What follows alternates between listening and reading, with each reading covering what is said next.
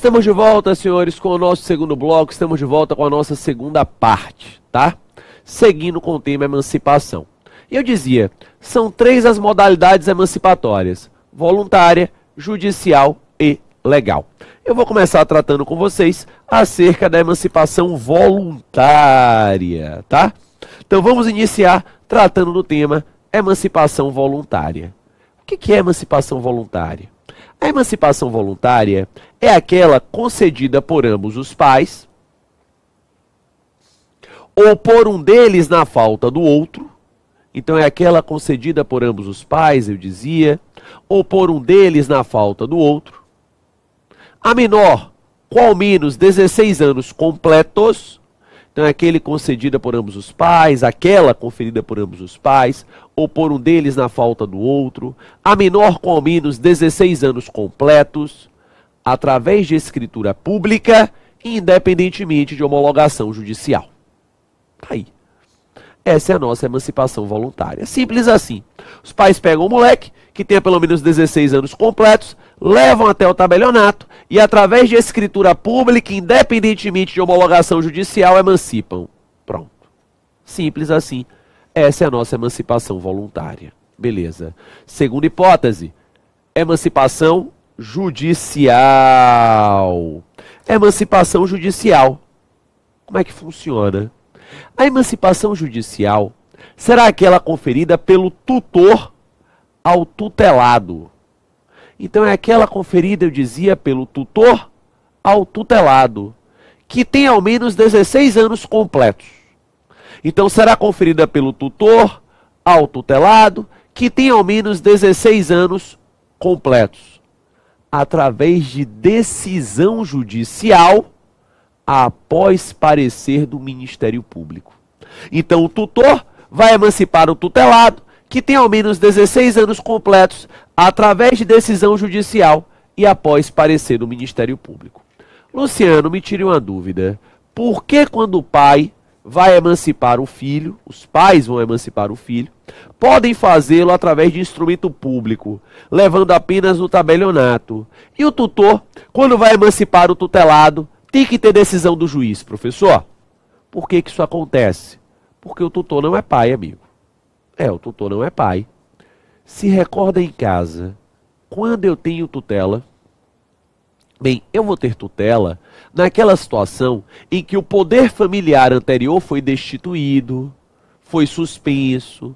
Então, se o poder familiar anterior foi destituído, se o poder familiar anterior foi suspenso, extinto, eu vou ter tutela. Exemplo, imagine que Joãozinho tem 15 anos de idade. 15 anos de idade e os pais de Joãozinho morreram em um acidente aéreo. Bem, Joãozinho precisará de alguém, a partir de então, para direcionar a sua criação, gerenciar o patrimônio que ele vai receber por herança e assim por diante. Vai ser nomeado quem? Um tutor. Imagine que esse tutor pudesse simplesmente emancipar Joãozinho. Que quando o Joãozinho batesse 16 anos, o tutor pudesse: vai, Joãozinho, emancipe e cuida da sua vida. Se nós permitíssemos isto, você teria um esvaziamento da tutela. Você teria um esvaziamento da tutela. Para que não haja este esvaziamento da tutela, na hipótese de tutela, quando o tutor for emancipar o tutelado, além dos 16 anos completos, vamos exigir que haja, nessa circunstância, decisão do juiz, após parecer do Ministério Público, para que se verifique se aquela emancipação é efetivamente o melhor para o tutelado, ou se é uma tentativa do tutor de fugir de sua obrigação. A terceira modalidade emancipatória é a emancipação legal. Emancipação legal. E ela se dará em algumas circunstâncias previstas em lei.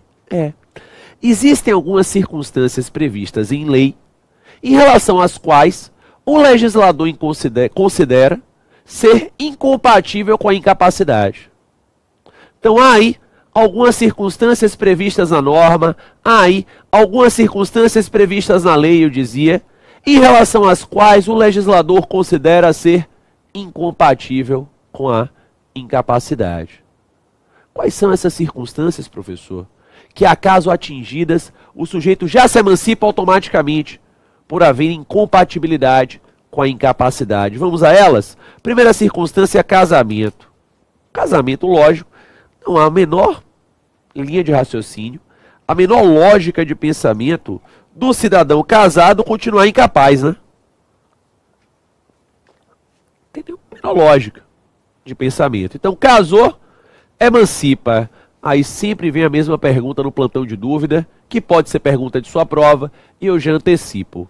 Professor, imagina que o cidadão casou seus 16 anos e divorciou seus 17 anos. Casou seus 16, divorciou seus 17. Pode? Pode. Casamento durou até muito, né? Durou bastante. Então, casou seus 16, divorciou seus 17. É possível? Sim, é possível. E aí, professor, ele continua emancipado ou ele retornará à condição de incapaz? Me diz em casa, o que é que você acha? Acertou quem disse, continua emancipado. Por que continua emancipado? Porque a emancipação é irretratável, a emancipação é irrevogável, a emancipação é uma via sem volta. Então ele vai continuar emancipado. Beleza. Segunda hipótese de emancipação, exercício de emprego público efetivo. Exercício de emprego público efetivo. Galera, não erra na prova.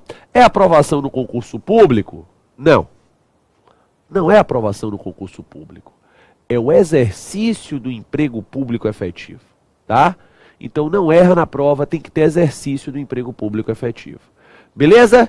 É uma norma de incidência bastante rara, né? Por que a incidência é rara? Porque a maioria dos editais concursais hoje exigem aí do sujeito idade mínima de 18. Existem alguns concursos aí ligados à seara militar que o cidadão poderá fazer com menos de 18 e se tiver exercício do emprego público efetivo, vai acabar se emancipando. Terceira hipótese, colação de grau em ensino superior. Gente, não erra na prova. É colação de grau em ensino médio? Não, não é ensino médio, galera. Não é ensino médio. É aprovação no vestibular? Não. O sujeito tem que colar grau no ensino superior. Ele tem que se graduar no ensino superior, tá? Também uma incidência bastante rara, né? Muito raro alguém se graduar no ensino superior com menos de 18 anos de idade. Terceira hipótese, quarta hipótese, estabelecimento civil ou comercial ou a existência de relação de emprego, desde que, em função deles, o menor com 16 anos completos tenha economia própria. Entende-se por economia própria aquele sujeito que gere ali pelo menos um salário mínimo, né, um valor mínimo de sobrevivência. Nessas circunstâncias, você terá uma emancipação legal, uma emancipação automática. Vimos a pessoa física, vamos falar um pouquinho de pessoa jurídica. E dentro de pessoa jurídica, o tema eleito para conversarmos foi a desconsideração. Desconsideração da personalidade jurídica da pessoa jurídica. Gente, para mim esse tema é um tema-chave. Por que é um tema-chave? Porque pode cair na sua prova de civil, de consumidor, de processo civil, de tributário, de direito do trabalho, de ambiental. É um tema-chave. A desconsideração é um tema-chave. E é por isso que eu elegi aqui para o nosso estudo. A primeira dúvida é, o que é que eu devo entender por desconsideração? Bem, a desconsideração é uma medida excepcional e episódica. Então, a medida excepcional, uma medida episódica, através da qual o patrimônio dos integrantes de uma determinada pessoa jurídica passa a responder por dívidas da respectiva pessoa jurídica. Então eu tenho uma medida excepcional, eu tenho uma medida episódica, através da qual eu dizia, o patrimônio dos integrantes de uma determinada pessoa jurídica passa a responder por dívidas da respectiva pessoa jurídica. Seria algo no seguinte sentido. Você tem aqui a pessoa jurídica, você tem aqui os integrantes da pessoa jurídica e, em havendo a desconsideração, de forma excepcional, passará a responder pela dívida da pessoa jurídica, olha lá, o patrimônio dos integrantes daquela pessoa jurídica. Beleza. Gente, se a medida é excepcional, ela exige requisitos, claro. Se a medida é excepcional, ela exige requisitos, lógico. E os requisitos para desconsideração dentro do direito civil estão no artigo 50. Estão lá no artigo 50. Primeiro requisito é que haja um pedido expresso feito pela parte ou pelo Ministério Público quando couber intervir no feito. Então, o pedido expresso, eu dizia, feito pela parte ou pelo Ministério Público quando couber intervir no feito. Soma-se a isto e, segundo requisito, a necessidade do chamado abuso da personalidade.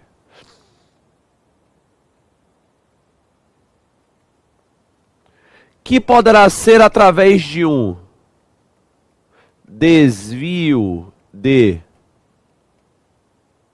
finalidade ou de uma confusão patrimonial. Beleza. Tá aí. Então, para que eu tenha desconsideração dentro do Código Civil, eu tenho que ter um pedido expresso, feito pela parte ou pelo Ministério Público, quando couber intervir no feito, somado ao abuso da personalidade, seja através de desvio de finalidade ou através de confusão patrimonial. Se liga, gente. Se liga. Se liga aí na história do ou e do e. A prova vai tentar lhe derrubar na assertiva, trocando aí o ou com o e, tá? Então, se liga, pedido expresso feito pela parte ou pelo Ministério Público quando couber intervir no feito, somado ao abuso da personalidade, que pode ser um desvio de finalidade ou pode ser uma confusão patrimonial. Além disso, os requisitos estampados no Código Civil, eles merecem interpretação restritiva. Restritiva, tá? Se merece interpretação restritiva, você, na hora da prova, não vai errar. Claro. Não vai errar. Sua prova pergunta: vem cá, seria viável a desconsideração de ofício? Não, não dá. Não dá para desconsiderar de ofício. Por que que não dá para desconsiderar de ofício? Porque o Código Civil exige pedido expresso. Então não dá para desconsiderar de ofício.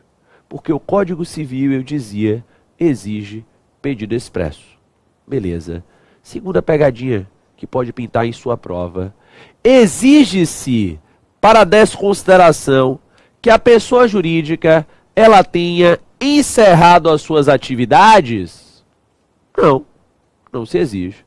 O que se exige, além do pedido expresso feito pela parte ou pelo Ministério Público quando couber intervir no feito, é o abuso da personalidade, seja através do desvio de finalidade ou da confusão patrimonial. Em nenhum momento a norma exige encerramento das atividades. Beleza, gente? Tranquilo? Ainda sobre o tema da desconsideração. Galera, o novo Código de Processo Civil, o novo CPC, inovando a legislação processual pretérita.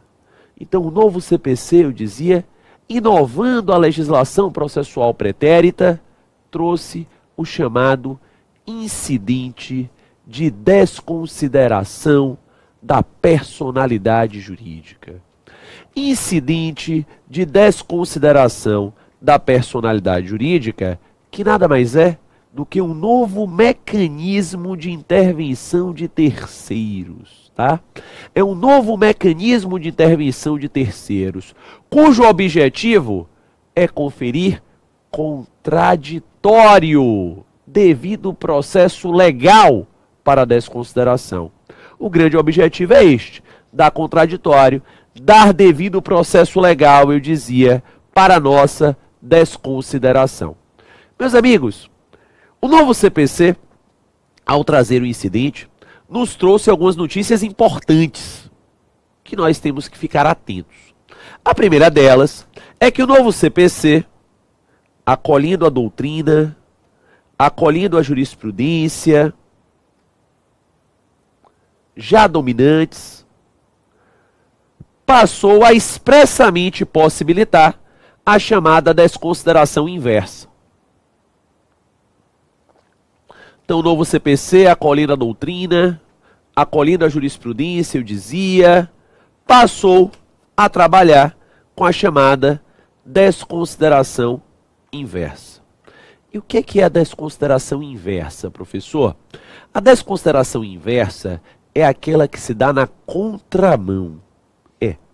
Como assim na contramão, Luciano? Veja, ela vai sair da pessoa física para atingir a pessoa jurídica. Então ela se dá na contramão. Ela sai da pessoa física para atingir, eu dizia, a pessoa jurídica. Ela tem larga aplicação no direito das famílias. No direito das famílias, e assim já foi inclusive cobrada em prova. Prova da OAB, diz que Paulo era casado com a Luana e Paulo percebeu que o divórcio estava próximo. Relacionamento ia muito mal. O que é que Paulo fez então? Paulo parou de fazer aquisições em nome da sua pessoa física e passou a fazer aquisições apenas em nome da pessoa jurídica. Então ele parou de fazer aquisições em nome da pessoa física, eu dizia, e passou a fazer aquisições apenas, então somente em nome lá da pessoa jurídica. Mas Paulo adquiriu em nome da pessoa jurídica a casa de praia dele. Paulo adquiriu em nome da pessoa jurídica o carro que ele faz uso pessoal e não uso empresarial. E assim ia. Paulo passou a fazer em nome da pessoa jurídica aquisições, na verdade, de uso da pessoa física.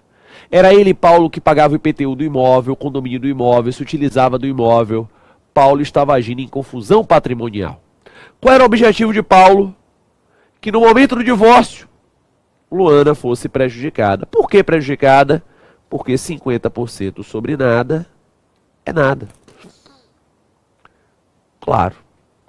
Neste cenário, Luana poderia pedir a desconsideração inversa para sair de Paulo e atingir a respectiva pessoa jurídica nos limites da confusão patrimonial. Ainda aí, o novo CPC, agora no artigo 134, passou a afirmar que a desconsideração ela pode ser pleiteada em todas as fases do processo de conhecimento, no cumprimento de sentença, na execução fundada em título executivo extrajudicial, enfim, em todas as fases, é possível que você pleiteie de forma expressa, e aí vale a mesma regra, tá? Parte ou Ministério Público, quando couber intervir no feito de forma expressa, requisitem aí o incidente da desconsideração. Requisitado o incidente, professor, o que é que vai acontecer? Nós vamos suspender o processo principal e iremos voltar os olhos para o incidente. Então vamos suspender o processo principal e iremos voltar os olhos, eu dizia, ao incidente. Vamos caminhar com o incidente. Para quê? Para dar contraditório. Lógico. Para dar contraditório. E se eu vou dar contraditório, eu tenho que dar prazo. Prazo para a resposta ao incidente. E eu tenho sim. Está lá no artigo 135. O meu prazo para a resposta ao incidente será de 15 dias. E aí você aí em casa que estuda processo com o Andrezinho, estuda processo com a Bina, já sabe na cabeça, né? Quando o CPC diz que o prazo é em dia, eu conto em dia o quê? Dia útil. Dia útil. Então serão aí 15 dias úteis. Serão aí 15 dias úteis, é o nosso prazo de resposta.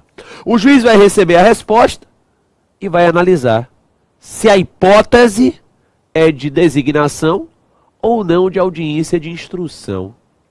Por que ele vai observar se a hipótese é de designação ou não de audiência de instrução? Porque às vezes não precisa produzir prova oral. Se não tem prova oral, não precisa marcar audiência. Feita a audiência ou não, o juiz decide. E detalhe, a decisão é uma decisão interlocutória. E como tal, atacável por recurso de agravo. Então, decisão interlocutória atacável por recurso de agravo. Se ligou no movimento em casa? Beleza? Ok. Vamos dar seguimento ainda, mas antes de eu avançar para o segundo tema de pessoa jurídica, eu gostaria que você puxasse aí no seu caderno, nas suas anotações, no seu notebook, uma observação relevante sobre o tema desconsideração. Qual é?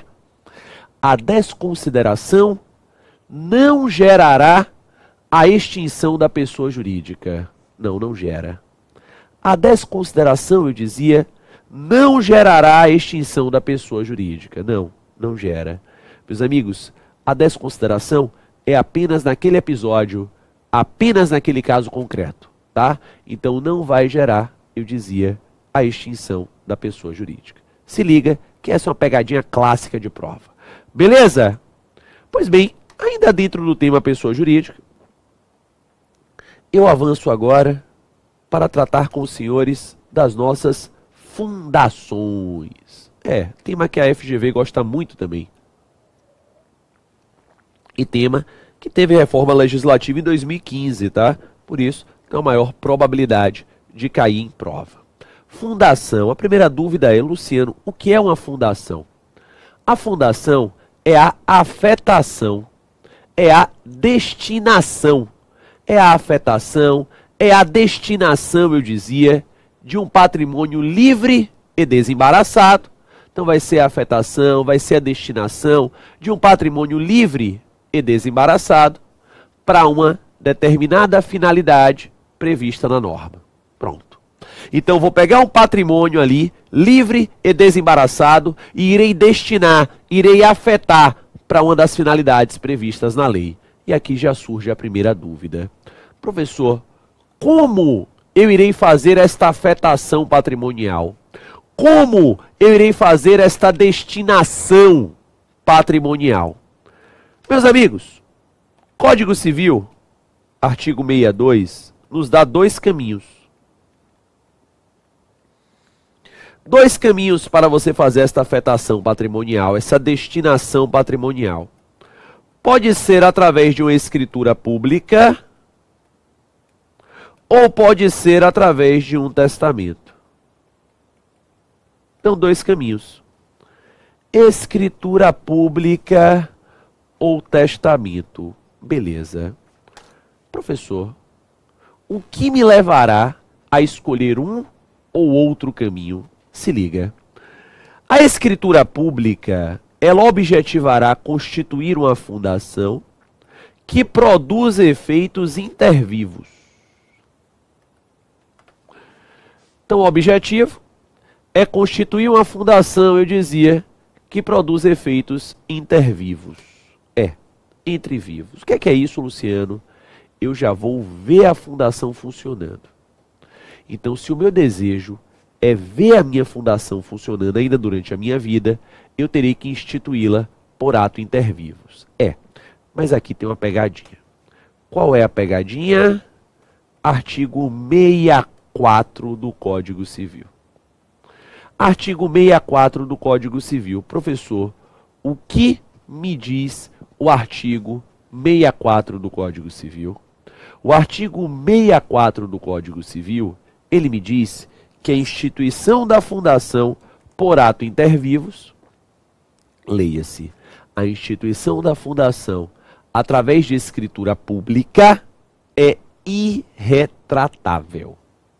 Amigo, irretratável. É um caminho sem volta. Se eu instituir através da escritura pública, meu amigo, já era. É irretratável. É um caminho sem volta. Ainda que eu, instituidor, não transfira o patrimônio para a fundação, o Ministério Público poderá requisitar uma ordem judicial de transferência e o juiz determinar. Então tem que pensar bem antes de fazer a escritura pública. Agora, se a instituição for via testamento, a sua fundação vai ser uma fundação mortis causa. O que é uma fundação mortis causa, Luciano? Uma fundação mortis causa é aquela que apenas produzirá os seus efeitos no momento do óbito do sujeito. Então, se eu deixo lá 10% no meu patrimônio para uma fundação através de testamento, este patrimônio só vai ser destinado, só vai ser afetado à fundação quando eu morrer.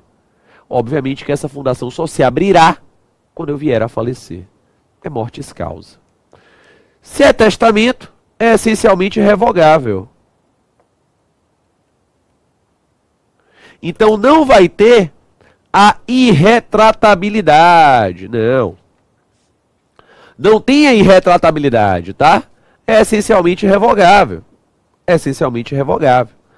Então hoje, sei lá, destinei 10% do meu patrimônio para uma fundação através de testamento. Amanhã mudei de ideia, não quero mais fazer, não tem problema. Depois de amanhã mudei de ideia de novo, quero aumentar o percentual, também não tem problema algum. Professor, e se o patrimônio afetado, seja via escritura pública, seja via testamento, e se o patrimônio afetado, Luciano, for insuficiente? Então imagine você que aquele patrimônio destinado, aquele patrimônio afetado, ele foi insuficiente, Luciano. E aí, o que fazer? Neste caso, a saída é dada pelo artigo 63. Quando insuficientes para constituir a fundação, os bens a ela destinados serão, se de outro modo não dispuser o instituidor, incorporados em outra fundação que se propõe a fim igual ou semelhante. Tá aí.